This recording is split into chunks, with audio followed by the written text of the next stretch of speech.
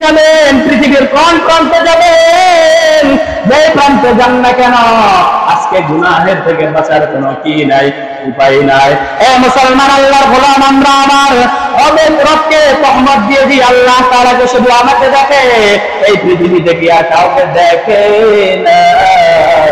এই মুসলমান, আল্লাহর গোলাম রাত্রে বেলায় যখন ঘুমাইতে যাইবা বালিশের সাথে মাথাটা লাগাইয়া চিন্তা করে ওই দুনিয়াতে কতগুলো নেক আমল করেছ আর কতগুলো বদ আমল করেছ।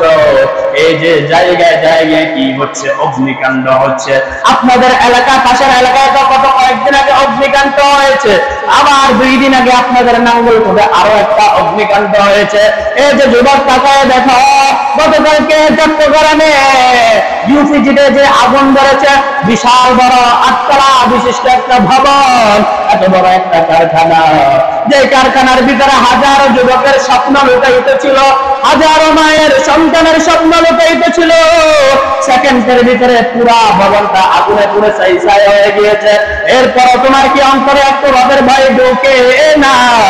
এ মুসলমান, আল্লাহর গোলাম, ওই আগুনের দিকে তাকাইলে কতটা ভয়। 1 কিলোমিটার দূর থেকে বান্দা কাছে যেতে পারতেছে না, আগুনের তাপ আর ওই জাহান্নামের আগুন কতটা ভয়ঙ্কর হবে একটু ভেবে নাও। এরা নবী উম্মতের দল, ওই যে চট্টগ্রামে ইউপিজিদের আগুন এত ভয়ঙ্কর, এত ভয়ঙ্কর, যুবকরা শুধু কান্নাকাটি করতেছে, হাউমা করে শুধু কান্নাকাটি করতেছে। কেউ বলে আমার বাবা কই, কেউ বলে আমার সন্তান কই, কারণ এত বড় দুর্ঘটনা হয়েছে, আমার সন্তান দুনিয়াতে জীবিত আছে কিনা আমি জানি না। আমার আল্লাহ তাআলা চাইতো আমার সন্তানকে বাঁচাইতে পারে। ফায়ার সার্ভিস, বিভিন্ন বিমান বাহিনী, নৌবাহিনী, তারা বিভিন্ন ইউনিটে, ফায়ার সার্ভিসের 25টা ইউনিটে কাজ করার পরও, দীর্ঘ 17 ঘন্টা কাজ করার পরও যে আগুনকে নিভাইতে পারে নাই। কিন্তু আল্লাহর কিছু বান্দা আছে যারা আড়াল হয়ে চোখের পানি ছেড়ে রব্বুল কারীমের কাছে দোয়া করেছে, আল্লাহ আপনি ছাড়া এই আগুন কেউ নিভাতে পারবে না। যে জায়গায় 17 ঘন্টা ফায়ার সার্ভিসে এত বড় বড় মেশিন দিয়ে আগুনে পানি নিক্ষেপ করার পরও কি হয় নাই, পানি বন্ধ হয় নাই। বিমান বাহিনী পানি নিক্ষেপ করেছে, এরপর কি হয় নাই, আগুন বন্ধ হয় নাই। এমনও দেখা গিয়েছে যে তাদের 8 তলা ভবনের যে ছাদটা রয়েছে এটা ধসে পড়ে নিচে পড়ে গিয়েছে। তাহলে এত বিশাল আগুন আপনারা নেট দুনিয়াতে দেখলে দেখতে পারবেন কি বিশাল বড় একটা আগুন ধরেছে। এত কিছু করার পরও আগুন নিভাইতে পারে নাই। কিন্তু এমনও কিছু আল্লাহর বান্দা আছে যারা রব্বে কারীমের কাছে কি করেছে, হাত তুলে দোয়া করেছে, আল্লাহ এই বিপদের সময় শুধু একমাত্র পাশে থাকার জন্য একজনকে আমরা পাবো, তিনি আর কেউ না, তিনি মাত্র আপনি আল্লাহ। আজকে যদি আমাদেরকে আগুন থেকে আপনি না বাঁচান, এই আগুন থেকে আমাদেরকে বাঁচানোর আর কেউ নাই। আল্লাহ আমরা জানি আমরা অপরাধী, গুনাহ করে ফেলেছি, আল্লাহ আমাদের কারণে এলাকার ভিতরে যত ছোট ছোট মাসুম বাচ্চা আছে তাদেরকে কষ্ট দিও না। আল্লাহ তুমি আগুনটাকে বন্ধ করে দাও। দেখেন আমাদের এলাকায় কোনো কি হয় নাই, বৃষ্টি হয় নাই, কিন্তু আল্লাহর কি কুদরত, 17 ঘন্টা আগে ফায়ার সার্ভিসে আগুন নিভাইতে পারে নাই। 17 ঘন্টার পরে আমার আল্লাহ তাআলা আসমান থেকে বৃষ্টি বর্ষণ করে আগুন। আলহামদুলিল্লাহিল আকরামিল্লাযী খালাকাল ইনসানা ওয়া কাররাম ওয়া আল্লামাহু মিনাল বায়ানি মা লাম ইয়ালাম। فسبحان الذي لا يحصى امتنانه باللسان ولا بالقلم ونشهد أن لا إله إلا الله وحده لا شريك له ونشهد أن سيدنا وسندنا وحبيب قلوبنا ومولانا محمدا عبده ورسوله صلى الله تعالى عليه وعلى آله وأصحابه وبارك وسلم وبارك وسلم تسليما كثيرا أما بعد فأعوذ بالله من الشيطان الرجيم بسم الله الرحمن الرحيم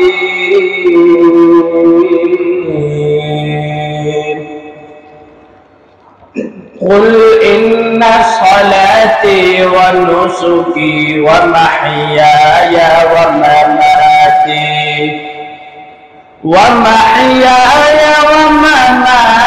لله رب العالمين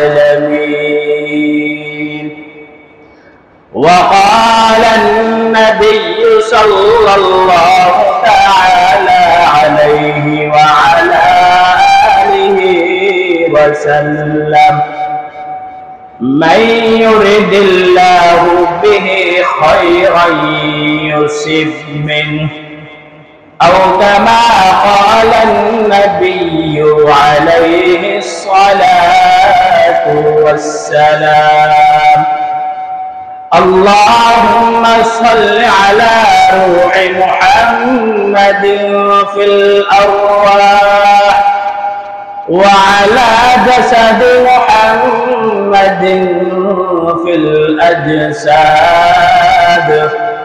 وعلى قلب محمد في القلوب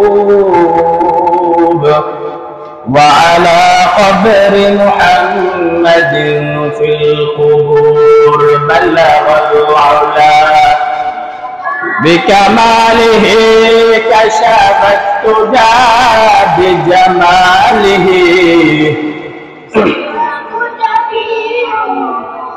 صلوا عليه وآله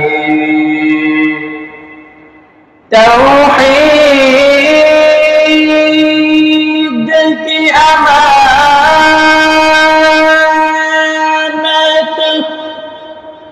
سینوں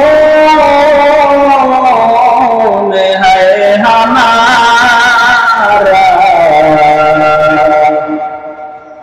آسان ہے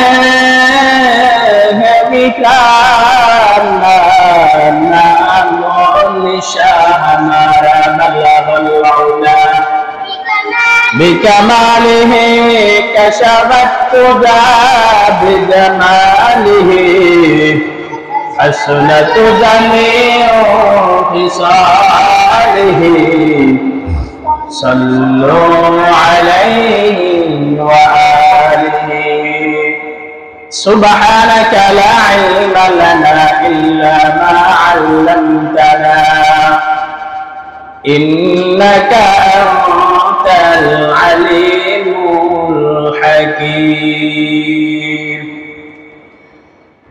نگاہ مومن سے تو بدل جاتی ہے تقدیر نگاہ مومن سے تو بدل جاتی ہے تقدیر یہ بندہ کی قوت نہیں قدرت کا اشارہ یہ بندہ کی قوت نہیں قدرت کا اشارہ اے مرد خرد ترک معاصی کے ضرورات اب صحبت کے ساتھ لح کے سوا کوئی نہیں چارہ اب صحبت کے صالح کے سوا کوئی نہیں چارہ مردو دن پیچھے ہم خبر نہیں لیکن مردو دن پیچھے ہم خبر نہیں لیکن ایک وقت میں حالات جو اعمال ہے سارا ایک وقت میں حالات جو اعمال ہے سارا الحمدللہ আল্লাহ পাক সুবহানাহু ওয়া তাআলার কাছে অসংখ্য শুকরিয়া যে মহান রব্বে কারীম আমাদেরকে দুনিয়ার সমস্ত কাজ থেকে ফারেক করে সপ্তাহের উত্তম দিন পবিত্র জুমার দিন জুমার নামাজ আদায় করার লক্ষ্যে আমাকে এবং আপনাদেরকে মসজিদে এসে কিছু কথা বলার এবং আপনাদেরকে শুনবার জন্য যে দয়াময় আল্লাহ তাআলা তৌফিক দান করেছেন, ওই দয়াময় আল্লাহ তাআলার শেখানো ভাষায় একবার উচ্চ কণ্ঠে কালিমাতে শুকর উচ্চারণ করি আলহামদুলিল্লাহ। আর জোরে বলি আলহামদুলিল্লাহ। আমাদেরকে কণ্ঠ দান করেছেন কে? আমাদেরকে কণ্ঠের ভিতরে থেকে আওয়াজ বের হওয়ার শক্তি দান করেছেন কে? আমাদেরকে চক্ষু দিয়েছেন কে? এই আওয়াজ কণ্ঠে আওয়াজ দেওয়ার যে শক্তি এটা দান করেছেন কে? তাহলে দিন শেষে এই আওয়াজটা পাওয়ার হকদার কে? আল্লাহ। তাহলে ওই কণ্ঠে আল্লাহ তাআলাকে খুশি করার উদ্দেশ্যে আবার উচ্চ কণ্ঠে বলি আলহামদুলিল্লাহ। মুহতারাম হাজিরিন, আল্লাহ তাআলা বলেছেন বান্দা নিয়ামত পেয়ে যদি নিয়ামতের শুকরিয়া আদায় করো আমি কি করে দেব? নিয়ামত বৃদ্ধি করে দেব। বান্দা তুমি আজকে 1 টাকা পেয়েছো, কি করো? শুকরিয়া আদায় করো। তুমি আজকে 1 লাখ টাকা পেয়েছো, তাও তুমি কি করো? শুকরিয়া আদায় করো। শুকরিয়া আদায় করবা তো আমি আল্লাহ তাআলা কি করে দেব? নিয়ামত বৃদ্ধি করে দেব। মেরা মুহতারাম হাজিরিন, আমি আপনাদের সামনে পবিত্র কালামুল্লাহ থেকে এক টুকরা আয়াত তেলাওয়াত করেছি। রাসূলুল্লাহ সাল্লাল্লাহু তাআলা আলাইহি ওয়া আলিহি ওয়াসাল্লামের অমীয়ুল রব্বানি হাদিস থেকে একখান হাদিসে পাঠ করেছি। তেলাওয়াত কে তো আয়াত এবং হাদিসের আলোকে সহিহ তরিকা ইসলাম ও হাদিসের সমন্বয়ে আমাকে কিছু কথা বলার এবং আপনাদেরকে শুনবার জন্য দয়াময় আল্লাহ তাআলা তৌফিক দান করুক, আমিন। কুল, হে নবী আপনি বলে দিন, ইন্না সালাতি ওয়া নুসুকি, আমার নামাজ এবং আমার কুরবানি, ওয়া নুসুকি ওয়া মাহইয়ায়া, এবং আমার জীবন, ওয়া মামাতি, আমার মরণ, লিল্লাহি, আল্লাহ তাআলার জন্য, রব্বিল আলামিন, যিনি সমগ্র পৃথিবীর প্রতিপালক। রাসূলুল্লাহ সাল্লাল্লাহু তাআলা আলাইহি ওয়া সাল্লাম হাদিস শরীফের ভিতরে বলেন মাইয়ুরিদিল্লাহু বিহি খায়রান ইউসিবহি, আল্লাহ তাআলা যার খায়রিয়াত চান, যার বাড়াই চান, তাকে বিভিন্ন বালা মুসিবতের দ্বারা পরীক্ষা করবেন। এই হলো আয়াত এবং হাদিসের সংক্ষিপ্ত তরজমা। মুহতারাম হাজিরিন, আল্লাহ তাআলা আয়াতে আমাদেরকে ইখলাস শিখিয়েছেন। কি শিখিয়েছেন? ইখলাস শিখিয়েছেন। ইখলাস কি? ইখলাস কাকে বলে? যে আমি যাবতীয় যা ইবাদত করব, যা কিছু করব, সব কিছু হবে কার জন্য? রব্বে কারিমের জন্য। কার জন্য? আমি খানা খাবো কার জন্য? রব্বে কারিমের জন্য। আমি নামাজ পড়বো কার জন্য? আমি রাত্রে বেলায় ঘুমাবো কার জন্য? আমি ঘর বাড়ি করবো কার জন্য? আমার ছেলে সন্তান দুনিয়াতে আসবে কার জন্য? অর্থাৎ যাবতীয় যা কিছু আছে সব কিছু করবো আমি কার জন্য?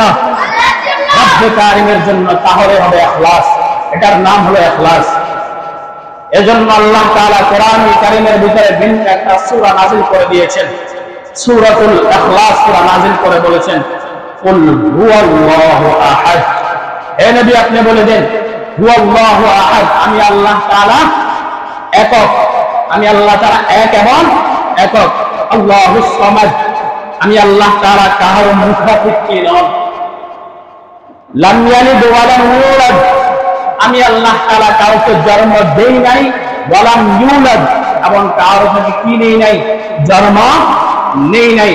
ওয়ালাম ইয়াকুল লাহু কুফুয়ান আহাদ, এই পৃথিবী ভূখণ্ডের ভিতরে আমার সমকক্ষ আর কেউ নাই। আল্লাহ তাআলা তার নিজের বর্ণনা নিজেই সূরাতুল ইখলাসের মধ্যে দিয়েছেন। মেরা মুহতারাম হাজিরিন, তাহলে আল্লাহ তাআলা কোরআনুল কারীমের ভিতরে কি বলেছেন? আমাদের তেলাওয়াতকৃত আয়াতে কুল ইন্না সালাতি ওয়া নুসুকি, কুল ইন্না সালাতি ওয়া নুসুকি ওয়া মাহইয়ায়া ওয়া মামাতি লিল্লাহ ওয়া মাহইয়ায়া ওয়া মামাতি লিল্লাহি রাব্বিল আলামিন।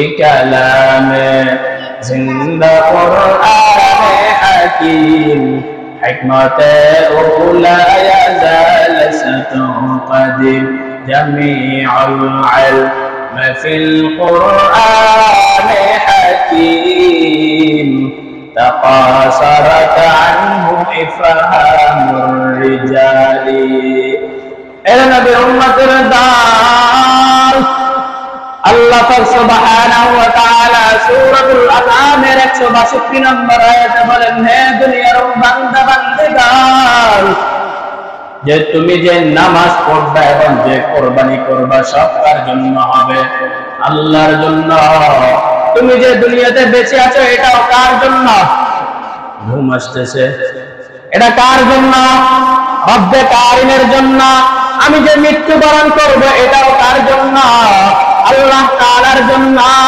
ইন টোটালি আমি যাবতীয় যত ইবাদত করব আমার নামাজ আমার কাওয়া আমার হজ আমার যাকাত সব কিছু কার জন্য লিল্লাহি রাব্বিল আলামিন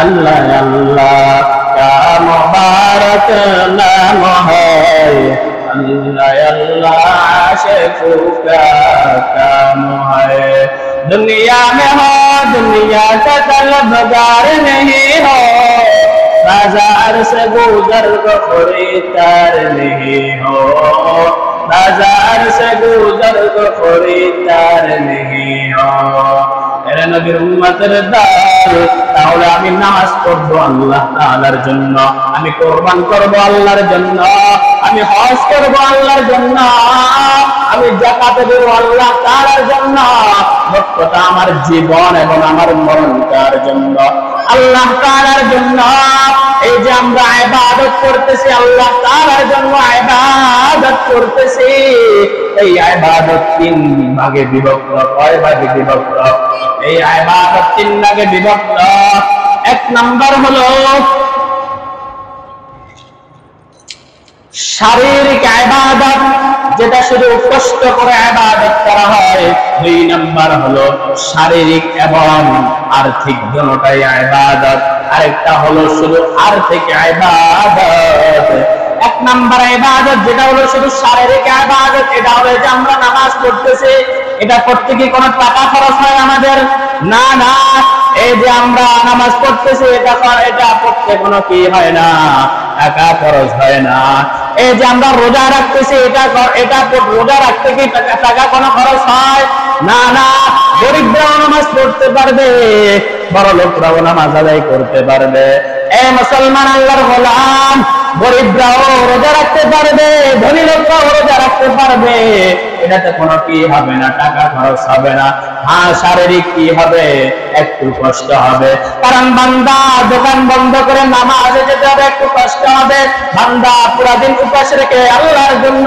কি রাখবে রোজা রাখবে উপাস রাখবে যে একটু কি হবে কষ্ট হবে এটা হলো শারীরিক ইবাদত আরেকটা হলো শুধু আর্থিক ইবাদত এই যে আমরা রমজান মাসে কি দেই যাকাত দিই এটা হলো আর্থিক ইবাদত আমরা শুধু বসে বসে টাকা দিচ্ছি এটাতে কোনো আমাদের শারীরিক কি হচ্ছে না কষ্ট হচ্ছে না আমরা শুধু আর্থিক ইবাদত হচ্ছে এটা তিন নাম্বার হলো শারীরিক এবং আর্থিক উভয়টার ইবাদত এটা হলো যে আমরা বাইতুল্লাহ জিয়ারতের উদ্দেশ্যে যে যাই আমরা যে হজ করি এই হজের ভিতরে আর্থিক ইবাদত প্রয়োজন আর্থিকও লাগে শারীরিক কষ্টও লাগে কি লাগে না সাফা মারওয়ায় দৌড়াদৌড়ি করো এই তীব্র গরমের ভিতরে দৌড়াদৌড়ি করে কাবার পুরা কাবা শরীফের পুরা চারপাশে কি চক্কর দাও তাহলে কষ্ট আছে নাকি নাই আছে আর আর্থিক খরচ হয় কি হয় না অবশ্যই হয় তাহলে ইবাদত কয় ভাগে বিভক্ত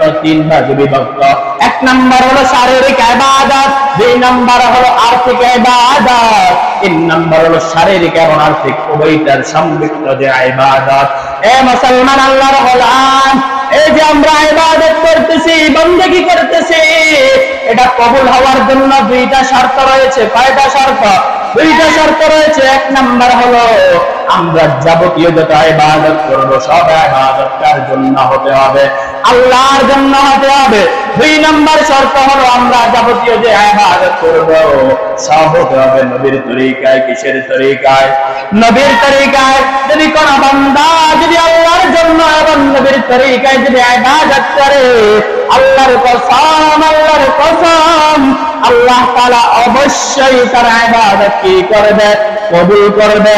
আল্লাহর বান্দা যদি আল্লাহর জন্য যদি ইবাদত না করে, যদি নবীর তরিকায় যদি ইবাদত না করে, তাহলে করশিন কালেও তার ইবাদত কি হবে না, কবুল হবে না। এ মুসলমান আল্লাহর গোলাম, এই যে আমরা ইবাদত কিভাবে করব, নবীর তরিকায় কিভাবে ইবাদত করব, এগুলা কি করতে হবে, শিখতে হবে।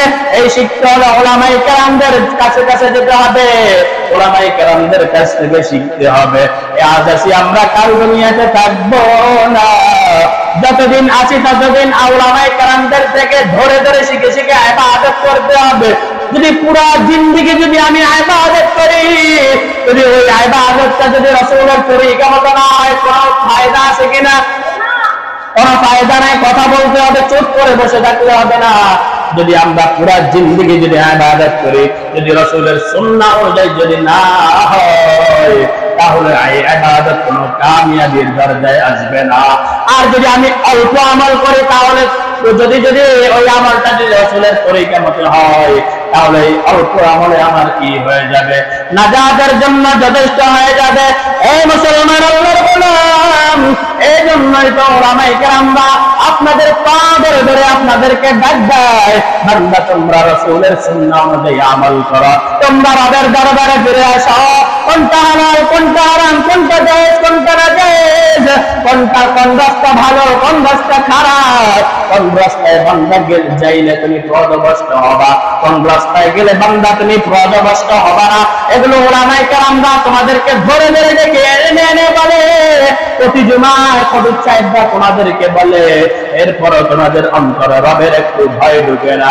এই যে প্রতি জুমায় উলামায়ে কেরামরা বিভিন্ন মাহফিলে আলেমরা বয়ান করে জান্নাত জাহান্নামের ভয়ের বয়ান করে, কিয়ামতের ভয়ঙ্কর আযাবের কথা আপনাদের সামনে বর্ণনা করে, এত ভাবে আপনাদেরকে বোঝানোর পর এরপরও বান্দার অন্তরে কি ঢুকে না, রবের ভয় ঢুকে না।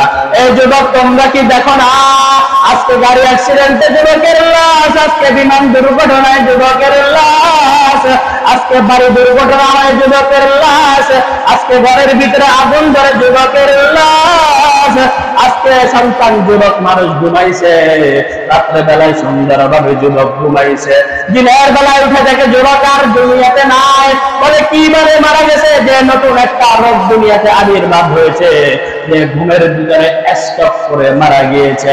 এ যুবক, তাহলে তোমার অন্তরে কি একটু ভয় ঢুকে না, রবের ভয় কি একটু ঢুকে না?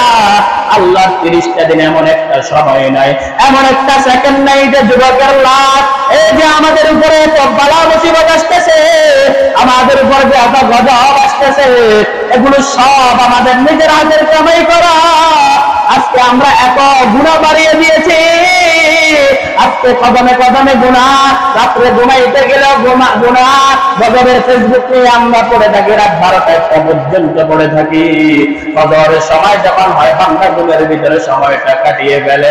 আজকে রাস্তা দিয়ে হাঁটতে গেলেও আমাদের গুনাহ। কোথায় যাবেন? পৃথিবীর কোন প্রান্তে যাবেন? যে প্রান্তে যান না কেন, আজকে গুনাহের থেকে বাঁচার কোনো কি নাই, উপায় নাই। এ মুসলমান আল্লাহর গোলাম, আমরা আমার রবকে তহমত দিয়ে দিই, আল্লাহ তাআলাকে শুধু আমাকে দেখে, এই পৃথিবীতে কি আর কাউকে দেখে না। এই মুসলমান আল্লাহর গোলাম, রাত্রে বেলায় যখন ঘুমাইতে যাই, বালিশের সাথে মাথাটা লাগায় চিন্তা করে ওই দুনিয়াতে কতগুলো নেক আমল করেছ আর কতগুলো বদ আমল করেছ। এই যে জায়গায় কি হচ্ছে, অগ্নিকাণ্ড হচ্ছে।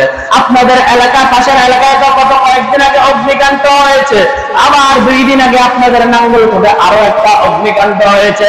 এই যে যুবক, তাকায় দেখো, গতকালকে চট্টগ্রামে ইউপিজিতে যে আগুন ধরেছে, বিশাল বড় 8 তলা বিশিষ্ট একটা ভবন, এত বড় একটা কারখানা, যে কারখানার ভিতরে হাজারো যুবকের স্বপ্ন লুকায়িত ছিল, হাজারো মায়ের সন্তানের স্বপ্ন লুকায়িত ছিল।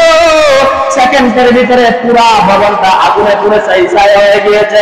এরপর তোমার কি অন্তরে একটু রবের ভয় ঢোকে না? এ মুসলমান আল্লাহর গোলাম, ওই আগুনের দিকে তাকাইলে কতটা ভয়, 1 কিলোমিটার দূর থেকে বান্দা কাছে যেতে পারতেছে না, আগুনের তাপ আর ওই জাহান্নামের আগুন কতটা ভয়ঙ্কর হবে একটু ভেবে নাও। এর নবী উম্মতের দল ওই যে চট্টগ্রামে ইউপিজিদের আগুন এত ভয়ঙ্কর, এত ভয়ঙ্কর, যুবকরা শুধু কান্নাকাটি করতেছে, হাওমা করে শুধু কান্নাকাটি করতেছে। কেউ বলে আমার বাবা কই, কেউ বলে আমার সন্তান কই, কারণ এত বড় দুর্ঘটনা হয়েছে, আমার সন্তান দুনিয়াতে জীবিত আছে কিনা আমি জানি না। আমার আল্লাহ তাআলা চাইতো আমার সন্তানকে বাঁচাইতে পারে।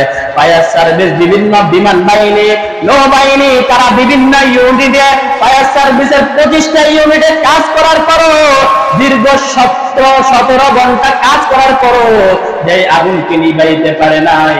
কিন্তু আল্লাহর কিছু বান্দা আছে যারা আড়াল হয়ে চোখের পানি ছেড়ে রব্বুল কারীমের কাছে দোয়া করেছে, আল্লাহ আপনি ছাড়া এই আগুন কেউ নিভাতে পারবে না। যে জায়গায় 17 ঘন্টা ফায়ার সার্ভিসে এত বড় বড় মেশিন দিয়ে আগুনে পানি নিক্ষেপ করার পরও কি হয় নাই, পানি বন্ধ হয় নাই। বিমান বাহিনী পানি নিক্ষেপ করেছে, এরপর কি হয় নাই, আগুন বন্ধ হয় নাই। এমনও দেখা গিয়েছে যে তাদের 8তলা ভবনের যে ছাদটা রয়েছে এটা ধসে পড়ে নিচে পড়ে গিয়েছে। তাহলে এত বিশাল আগুন আপনারা নেট দুনিয়াতে দেখলে দেখতে পারবেন কি বিশাল বড় একটা আগুন ধরেছে। এত কিছু করার পরও আগুন নিভাইতে পারে নাই। কিন্তু এমনও কিছু আল্লাহর বান্দা আছে যারা রব্বুল কারীমের কাছে কি করেছে, হাত তুলে দোয়া করেছে, আল্লাহ এই বিপদের সময় শুধু একমাত্র পাশে থাকার জন্য একজনকে আমরা পাবো, তিনি আর কেউ না, তিনি মাত্র আপনি আল্লাহ। আজকে যদি আমাদেরকে আগুন থেকে আপনি না বাঁচান, এই আগুন থেকে আমাদেরকে বাঁচানোর আর কেউ নাই। আয় আল্লাহ, আমরা জানি আমরা অপরাধী, গুনাহ করে ফেলেছি, আল্লাহ আমাদের কারণে এলাকার ভিতরে যত ছোট ছোট মাসুম বাচ্চা আছে তাদেরকে কষ্ট দিও না। আল্লাহ তুমি আগুনটাকে বন্ধ করে দাও। দেখেন আমাদের এলাকায় কোনো কি হয় নাই, বৃষ্টি হয় নাই, কিন্তু আল্লাহর কি কুদরত, 17 ঘন্টা আগে ফায়ার সার্ভিসে আগুন নিভাইতে পারে নাই। 17 ঘন্টার পরে আমার আল্লাহ তাআলা আসমান থেকে বৃষ্টি বর্ষণ করে আগুনটাকে বন্ধ করে দিয়েছে। আল্লাহ আল্লাহ কামদারক নাম হয়, আল্লাহ আল্লাহ আশিকুকা কাম হয়। আরে নবীর উম্মতের দল, এই জন্য এখনো সময় আছে তওবা করে রবের দরবারে ফিরে আসো। এই দুনিয়ার সামান্য আপন বান্দা সহ্য করতে পারো না, ওই কিয়ামতের মাঠে ভয়াবহ আগুন কিভাবে সহ্য করবা, সহ্য করতে পারবে না। এই মুসলমান আল্লাহর গোলাম, কিয়ামত অতি সন্নিকটে, কিয়ামত আর বেশি দূরে নাই। ইসরাফিল আলাইহিস সালাতু ওয়াস সালাম সিংহে কাঁধে নিয়ে এখনো দাঁড়িয়ে আছে। আল্লাহ তাআলা যদি বলে কোন, তখন তা কোন হয়ে যাবে। আল্লাহ তাআলা ইসরাফিল আলাইহিস সালাতু ওয়াস সালামকে যখন বলবে, ইসরাফিল তুমি সিংহায় ফু দিয়ে দাও, ইসরাফিলের সিংহার ফু এত ভয়ঙ্কর। যখন ইসরাফিল আলাইহিস সালাতু ওয়াস সালাম সিংহায় ফু দিবেন, পুরা পৃথিবীটা তুলার মতো উঠতে থাকবে। ওই দিন আর মসজিদের জায়গায় থাকবে না, আমার রাজপ্রাসাদের জায়গায় থাকবে না, সবকিছু তুলার মতো শুধু উঠতে থাকবে। কবরের ভিতরে যারা আছে তারাও তুলার মতো উঠতে থাকবে। সবাই সারিবদ্ধভাবে ময়দানে দাঁড়িয়ে যাবে, আর সবাই নফসি নফসি রক্তে ডাকতে শুরু করবে। এরে নবীর উম্মতের দল, ওই কিয়ামতের মাঠের ভয় কি তোমার অন্তরে আসে না? যে কিয়ামতের মাঠে আল্লাহ তাআলা ছাড়া কেউ সহযোগিতা করবে না। ওই দিন তোমার মাও তোমাকে চিনবে না, ওই দিন তোমার বাবাও তোমাকে চিনবে না। তুমি যে সন্তানের জন্য এত কষ্ট করেছ, ওই সন্তান তুমি মাকে ওই কিয়ামতের মাঠে চিনবে না। এ মুসলমান আল্লাহর গোলাম, ওই কিয়ামতের মাঠ এত ভয়ঙ্কর, এত ভয়ঙ্কর। ওই কিয়ামতের মাঠটা তামা বানিয়ে দিবে, কি করে দিবে? আল্লাহ তাআলা স্বর্ণের কথাও কেন বলে নাই? আল্লাহ তাআলা রূপার কথা কেন বলে নাই? তামার কথা কেন বলা হয়েছে? যে স্বর্ণ এক জায়গা দিয়ে গরম করলে ওই জায়গায় গরম থাকে, ভিন্ন জায়গায় কি হয় না? গরম হয় না। রূপাও যে জায়গা দিয়ে আগুন দিবে, গরম দিবে, ওই জায়গায় গরম হবে, অন্য জায়গায় কি হবে না? গরম হবে না। কিন্তু তামা এমন একটা ভয়ঙ্কর এমন একটা ধাতু যেটার এক জায়গায় দিয়ে গরম হলে পুরো জায়গাটা কি হয়ে যায়, গরম হয়ে যায়। এই জন্য ওই কিয়ামতের মাঠটাকে তামার ধাতুর সাথে কি করেছে, উদাহরণ দিয়েছে। এই যে আজকে শীত ভাব এরপর গরম সহ্য হয়, আমাদের সহ্য হয় না, এত ভয়ঙ্কর গরম। এই সূর্যটা কত লক্ষ মাইল উপর থেকে আমাদেরকে তাপ দিচ্ছে। এই সূর্যের 7টা মুখ রয়েছে, কয়টা মুখ? 7টা মুখ থেকে মাত্র একটা মুখ দিয়ে কি দিচ্ছে, তাপ দিচ্ছে। এরপরে সকাল বিকাল 70,000 ফেরেশতা পানি ঢালতেছে যেন বান্দার যেন কি না হয়, কষ্ট না হয়। এরপর গরম কি সহ্য করা যায় না? না। আর কালকে আমাদের মাঠে সূর্যটা মাথার এক বিরাট উপরে চলে আসবে। ওই দিন একটা না, দুইটা না, সূর্যের 7টা মুখ, 7টা মুখ খুলে দিবে। আল্লাহ তাআলা বলবে, এই ফেরেশতারা যারা পানি ঢালছো, তোমরা আর পানি ঢালার প্রয়োজন নাই, অফ করে দাও। তখন আল্লাহ তাআলা ওই সূর্যকে বলবে, সূর্য, তোর ভিতরে আজকে যেটুকু তাপ আছে তুই বান্দার উপরে ছেড়ে দাও।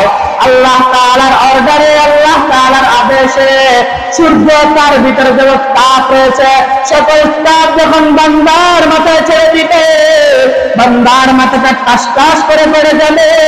বান্দার মাথার মগজগুলো মাছের নাড়ের মতো টকবক করে করে উঠতে থাকবে। ওই দিন তোমার আমার কি হবে রে যুবক? একটু কি কবরের ভয় হয় না? একটু কি কিয়ামতের ভয় তোমার অন্তরে ঢুকে না? মৃত্যুর কি ভয় তোমার অন্তরে ঢুকে না? এই জন্য সময় থাকতে তওবা করে রবের দরবারে ফিরে আসো। এ মুসলমান, আল্লাহর গোলাম, 3 জায়গায় কি করবা না, বেয়াদবি করবা না। 1 নাম্বার হলো মা বাবার সাথে কি করবা না, বেয়াদবি করবা না। কথা বুঝতেছেন না মনে হয়? কথা বুঝতেছেন আমার? তাহলে কথা বলতে হবে। 3 জায়গায় কি করা যাবে না, বেয়াদবি করা যাবে না। 1 নাম্বার হলো কি, মা বাবা। 2 নাম্বার হলো উস্তাদ শিক্ষকের সাথে কি করা যাবে না, বেয়াদবি করা যাবে না। 3 নাম্বার হলো উলামায়ে কেরামের সাথে কি করা যাবে না, বেয়াদবি করা যাবে না। 1 নাম্বার, যদি তুমি তোমার মা বাবার সাথে যদি বেয়াদবি করো, এই দুনিয়াতে জীবিত থাকা অবস্থায় তোমার জীবনটা কি হয়ে যাবে, ধ্বংস হয়ে যাবে। 2 নাম্বার, যদি তুমি শিক্ষকের সাথে যদি বেয়াদবি করো, তোমার যে ছাত্র জীবন রয়েছে, এই ছাত্র জীবন ধ্বংস হয়ে যাবে। জীবনে কখনো কি হতে পারবে না, মানুষ হতে পারবে না। 3 নাম্বার হলো, তুমি যদি উলামায়ে কেরামের সাথে বেয়াদবি করো, তাহলে তোমার জীবনটা যে সুন্দর, এটা কোনদিন স্বীকার করতে পারবে না। এর নবীর উম্মতের দল। এই জন্য 1 নাম্বার আল্লাহ তাআলা কি বলেছে, মা বাবার সাথে কি করা যাবে না, বেয়াদবি করা যাবে না। কারণ মা বাবা এত বড় রত্ন, এত বড় মূল্যবান সম্পদ। এই যে আগুন ধরতেছে, সন্তান আগুনে পুড়াচ্ছে, সর্বপ্রথম চোখের পানি কার আসে? মায়ের চোখে আসে। কারণ মায়ের অন্তর মানে না, কারণ এত কষ্ট করে সন্তানকে দুনিয়াতে নিয়ে এসেছে, এরপরে সন্তানের কষ্ট হবে, এটা মা পরিশীলকারও কি করতে পারে না, সহ্য করতে পারে না। এই মুসলমান, আল্লাহর গোলাম, কিন্তু আমাদের সমাজে এমন কিছু যুবক রয়েছে যারা প্রতিটা সেকেন্ডে কি করে, মা বাবাকে কষ্ট দেয়। এর যুবক, এই মা বাবাকে, তুমি যে এক সময় যুবক রয়েছ, সামনে তুমি এক সময় কি হইবা, তুমিও বাবা হইবা। তুমি যদি এখন তোমার মা বাবার সাথে যদি সুন্দরভাবে আচরণ না করো, দেখবা তোমার সন্তান তোমার সাথে বেয়াদবি করবে। যদি তুমি এখন তোমার মা বাবার সাথে যদি সুন্দর আচরণ করো, দেখবা পরের জীবনে তোমার সন্তানও তোমার কাছে সাথে কি করবে, ভালো আচরণ করবে। এই মুসলমান, আল্লাহর গোলাম, মা বাবাকে কষ্ট দেওয়া যাবে, মা বাবাকে কষ্ট দেওয়া যাবে না। মা বাবাকে কত বড় রত্ন, যাদের মা নাই, যাদের বাবা নাই, ওই যুবকদেরকে একটু জিজ্ঞাসা করে দেখো, তাদের জীবনটা কতটা সুন্দর ছিল। আগে মা বাবা ছিল দুনিয়াতে, এখন তাদের মা নাই, তাদের বাবা নাই। তাদের মা দুনিয়াতে থাকতে তাদের কত সম্মান, তাদের কত আপ্যায়ন, কিন্তু আজকে তাদের মা নাই, তাদের বাবা নাই। এই জন্য সমাজের কেউ তাকে দেখতে পারে না। এই মুসলমান, আল্লাহর গোলাম, সন্তানের সামান্য কোনো কষ্ট হইলে সর্বপ্রথম এগিয়ে আসে তার মা বাবা, পৃথিবীতে আর কেউ আসে না। ওই মা বাবা যাদের দুনিয়াতে নাই, তাদেরকে জিজ্ঞাসা করো তাদের কি হালত। আর আমাদের যাদের মা বাবা জীবিত আছে, আজকে নামাজ আদায় করার পর, মসজিদ থেকে বাড়িতে যাওয়ার পর আড়াল হয়ে মা বাবার কাছ থেকে ক্ষমা নাও, আর বলো, আল্লাহ আপনি মনে হয় আমার উপর বেজার হয়ে গিয়েছেন, যার কারণে আমি আল্লাহ তাআলার ইবাদত করতে মন চায় না, আমার চোখ থেকে পানি বের হয় না, আমি আল্লাহর কাছে দোয়া করার সময় আমার চোখ থেকে কি বের হয় না, আমার চোখে পানি বের হয় না, কারণ আমার অন্তরটা পাথর হয়ে গিয়েছে। নিশ্চয়ই আমার উপর কারো কি আছে, অভিশাপ আছে। মা আমাকে ক্ষমা করে দাও। দেখবা হাজারো অন্যায় করার পর তুমি সন্তান যখন মায়ের কাছ থেকে যখন ক্ষমা নিবা, তোমার মা সঙ্গে সঙ্গে দুইটা চোখের পানি ছেড়ে গিয়ে কান্নাকাটি করে বলবে, আয় আয় সন্তান আমার বুকে আয়, তোর চোখের পানি আমি মা সহ্য করতে পারি না। তখন মা তাকে কি করে দিবে, সঙ্গে সঙ্গে ক্ষমা করে দিবে। এই মুসলমান আল্লাহর গোলাম, এই জন্য মা বাবার সাথে সদ্ব্যবহার করতে হবে, ইহসান করতে হবে। মা বাবা যদি তোমাকে একটা জামা দেয়, তুমি দুইটা জামা কিনে দাও। মা বাবা যদি তোমার কাছ থেকে একটা আপেল খেতে চায়, তুমি দুইটা আপেল কিনে দাও। তোমার কি আল্লাহ তার টাকা কম দিয়েছে নাকি? তোমাকে মা বাবা কতদিন দুনিয়াতে জীবিত থাকবে? একদিন তোমার মা ওই দুনিয়াতে থাকবে না, তোমার বাবাও থাকবে না। যতদিন দুনিয়াতে আছে তুমি মা বাবার কি করো? সেবা যত্ন করে, খেদমত করে তুমি কি করো? জান্নাত কামাই করো। কারণ রাসূল বদদুয়া দিয়েছেন, যে সন্তান দুনিয়াতে মা বাবাকে পেয়ে তার জীবদ্দশায় তার গুনাহকে ক্ষমা না করাইয়া, মা বাবার খেদমত না করিয়া জান্নাত যদি কামাই না করতে পারে, ওই সন্তানের উপর আল্লাহর নবী কি আছে? অভিশাপ আছে। এই মুসলমান আল্লাহর গোলাম, মা বাবাকে কষ্ট দিলে যে কি হয়, এটার একটা দৃষ্টান্ত উদাহরণ গত 2-1 বছর আগে পত্র পত্রিকায় লেখা হয়েছে। আল্লাহর এক বান্দাকে তার সন্তান, তার বাবা তার বাড়ির সামনে দামি যে জায়গাটা ছিল, ওই জায়গা বিক্রি করে তাকে ফ্রান্সে পাঠিয়েছে। কোথায় পাঠিয়েছে? ফ্রান্সে পাঠিয়েছে। সন্তানকে বুক ভরা আশা নিয়ে বাবা মা ফ্রান্সে পাঠিয়ে দিয়েছে। আল্লাহর কি কুদরত, বান্দা ওই ফ্রান্সে বসে থাকতে থাকতে একজন বান্দির সাথে সম্পর্ক করে মোবাইলে বিয়ে করে ফেলেছে। বিয়ে করার পর সন্তান বাড়িতে আসবে, তার মা বাবাকে জানায় না, কি করে নাই, মা বাবাকে কোনো খবর দেয় নাই। ফ্রান্সে তার সাথে তার আরেকটা বন্ধু থাকতো একই এলাকায়। তখন ওই সন্তানটাও দেশে আসছে। আসার পর তখন তার বাবাকে বললো যে আজকে তো আপনার সন্তান দেশে আসবে, আপনি খবর শুনছেননি? বললো না, আমি তো খবর শুনি নাই। বললো বিকাল বেলা আপনার সন্তান বিমানবন্দরে নামবে, যান যান আপনার সন্তানকে রিসিভ করার জন্য চলে যান। এই দিক দিয়ে তার শ্বশুর বাড়ির লোকেরা, তার শ্বশুর শাশুড়ি এবং তার স্ত্রী প্রাইভেট কার ভাড়া নিয়ে কোথায় চলে গিয়েছে? বিমানবন্দরে চলে গিয়েছে। এই দিক দিয়ে তার বাবাও গিয়েছে বিমানবন্দরে। দেখতেছে বিকাল বেলায় সন্তান আসার কথা, 7টা বেজে গেছে, এরপরও কি হয় নাই, সন্তান দেশে আসে নাই। কিছুক্ষণ পরে লক্ষ্য করে দেখে তার সন্তানটা বিমান থেকে বের হয়ে আসতেছে। তখন তার বাবা অনেক খুশি হয়ে গেছে, আমার সন্তানটা আমার বুকে আসবে। তখন তাকায় দেখতেছে যে তার বাবা এক পাশে দাঁড়িয়ে আছে, অপর পাশে তার স্ত্রী, তার শাশুড়ি আর শ্বশুর মাইক্রো নিয়ে দাঁড়িয়ে আছে। সন্তান তার বাবার দিকে না গিয়ে তার স্ত্রীর দিকে চলে গিয়েছে। তখন দুঃখিনী বাবা বিমানবন্দরের গ্রিল ধরে কান্নাকাটি করতেছে, আল্লাহ তার জন্য এত কষ্ট করলাম, নিজের এত জমানো এত দামি সম্পদটা বিক্রি করে সন্তানকে ফ্রান্সে পাঠিয়েছি, নিজে এত কষ্ট করেছি, নিজের এক জোড়া জুতা নাই, এরপরে আমি জুতা কিনি নাই, সন্তানকে কষ্ট করে করে আমি বড় বানাইলাম। ভালো একটা কিছু খাবার যদি ইচ্ছা থাকে মনে, আমি আড়ালে গিয়ে কান্নাকাটি করি, এরপরও খাই নাই। আমি নিজে অসুস্থ থাকার পর ভালো একটা ডাক্তার দেখাই নাই, কিন্তু সন্তান যখন সামান্য অসুস্থ হয় আমি বড় বড় ডাক্তার দেখাই। আজকে ওই সন্তান আমি বাবার দিকে না আইসা ওই সন্তানটা দুনিয়ার মোহে পড়ে স্ত্রীর পিছনে দৌড়াচ্ছে। তখন বাবা কান্না জড়িত চোখ নিয়ে বাড়িতে ফিরে আসলো। ওই দিক দিয়ে সন্তান কোথায় লাকেজ ভর্তি জিনিস নিয়ে কোথায় গেল, শ্বশুর বাড়িতে চলে গিয়েছে। এই দিক দিয়ে যখন বাড়ির ভিতরে বাবা খালি হাতে আসছে, তখন দুপুনি মা বলে আমার সন্তান কই? তখন স্বামী স্ত্রীকে বুকে জড়ায় নিয়ে বলে আমার সন্তান আরেক জায়গায় চলে গিয়েছে, কান্নাকাটি করো না, আমার সন্তান দুনিয়ার মোহে পড়ে তার জীবনের যে ভালোবাসার মানুষ তার কাছে চলে গিয়েছে। আল্লাহ যদি চায় তো একদিন ইনশাআল্লাহ আমাদের সন্তান আবার আমাদের বুকে ফিরে আসবে, তুমি কান্নাকাটি করো না। আল্লাহর কি কুদরত, কিছুদিন পর ওই সন্তানটা আবার ফ্রান্সে চলে গিয়েছে। কোথায় গিয়েছে? ফ্রান্সে যাওয়ার পর হঠাৎ করে দুর্ঘটনা হয়ে ওই বান্দার হাত পা ভেঙে পুরো শেষ হয়ে গিয়েছে। তখন বাড়িতে ফোন দিয়েছে শ্বশুর বাড়িতে যে আমার তো এই হালত, তখন আমি দেশে আসতেছি, আমাকে রিসিভ করার জন্য আপনারা বিমানবন্দরে আসেন। বলেন তো স্ত্রী যাবে নাকি? শ্বশুর শাশুড়ি বিমানবন্দরে যাবে? যাবে না। এই দিক দিয়ে তার বাবা খবর পেয়ে গিয়েছে তার সন্তান হাত পা ভেঙে ফ্রান্স থেকে দেশে আসতেছে। এত পাষাণ মনের সন্তান হওয়ার পরও, বাবা মা এত কষ্ট বাবা মাকে দেওয়ার পরও বাবা মা ঘরে বসে থাকতে পারে নাই। তখন বাবা দৌড়াইয়া বিমানবন্দরে আবার চলে গিয়েছে, যাইয়া দেখতেছে আর ওই শ্বশুর শাশুড়ি আর বিমানবন্দরে নাই। কারণ এতদিন তো টাকার পাওয়ার ছিল, এতদিন তো লাখিস ভর্তি ভর্তি জিনিস নিয়ে এসেছে। এই জন্য তার মেয়ের জামার প্রতি কি হয়েছে, ভালোবাসা সৃষ্টি হয়েছে। তার স্বামীর প্রতি ভালোবাসা, মূলত তার স্বামীর প্রতি ভালোবাসা নয়, তার যে অর্থ কামাই করা যে অর্থ, ওটার ভিতরে ভালোবাসা ঢুকাইতে আছে। তখন দেখতেছে আজকে তার কি নাই, শ্বশুর শাশুড়ি তার স্ত্রীকেও বিমানবন্দরে নাই, কিন্তু তাকায় দেখতেছে ওই যে দুঃখিনীর বাবাকে যে কষ্ট দিয়ে বাড়িতে পাঠিয়েছে, ওই বাবা বিমানবন্দরে দাঁড়িয়ে আছে। তখন বলল, সন্তান তোমার স্ত্রী যদি আজকে তোমাকে ভুলে যায়, তোমার শাশুড়ি যদি তোমাকে ভুলে যায়, আমি বাবা তোমাকে বলবো না। তোমার পা ভেঙে গিয়েছে, আমি তোমাকে ফেলে দিব না। কারণ তোমাকে দুনিয়াতে আনার জন্য কত কষ্ট করেছি একমাত্র আমি বাবাই জানি। চলো আমার সাথে বাড়িতে চলো।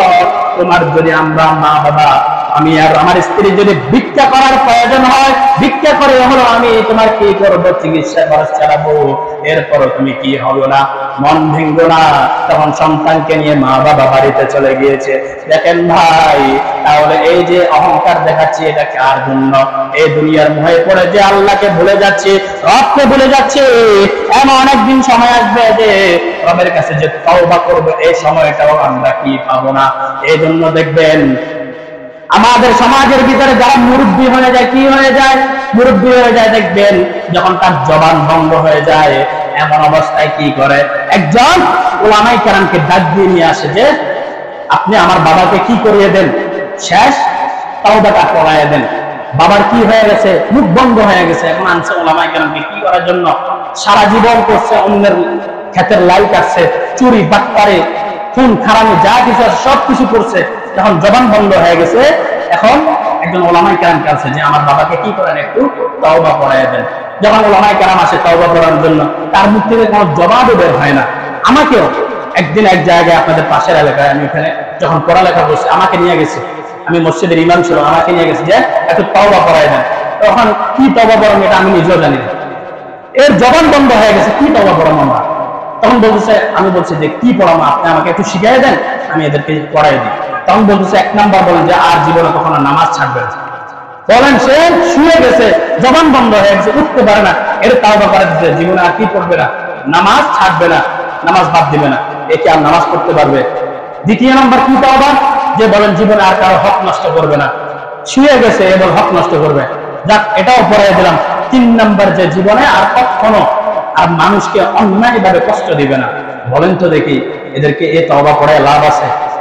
কারণ আমরা তো দেখতেছি আজরাইল এসে দাঁড়ায় রয়েছে, আজরাইল দাঁড়ায় রয়েছে, এখন এর কি করাইতেছে, তওবা করাইতেছে। এই তওবার কোনো দাম নাই। এজন্য সময় থাকতে তওবা করতে হবে। এখনো আমাদের শরীরে কি আছে, শক্তি আছে, আমরা নামাজ পড়ে পড়ে রব্বে কারিমের কাছে কি করতে হবে, তওবা করতে হবে। এই তওবাই আমাদের কামিয়াবি দিবে। ওই যে শুয়ে গেলে যে তওবা, এই তওবা পরশিন গেলে আমাদেরকে কি দিবে না, আমাদের কামিয়াবি দিবে না।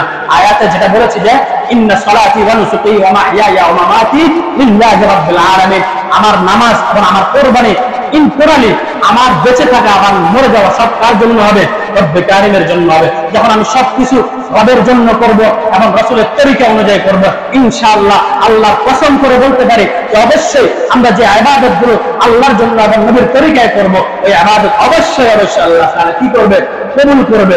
যদি আল্লাহর জন্য না হয়, যদি নবীর তরিকা যদি না হয়, পরশিন কালে আমাদের ইবাদত কি হবে না, কবুল হবে না। আল্লাহ সুবহানাহু ওয়া তাআলা যেসব কথা বলেছে সর্বপ্রথম আমাকে এবং আপনাদেরকে রব্বে কারিমকে খুশি করে নবীর তরিকা অনুযায়ী আমল করার সর্বপ্রথম আমাকে এবং আপনাদেরকে তৌফিক দান করুন। আমিন। ওয়া আখিরু দাওয়ানা আলহামদুলিল্লাহ।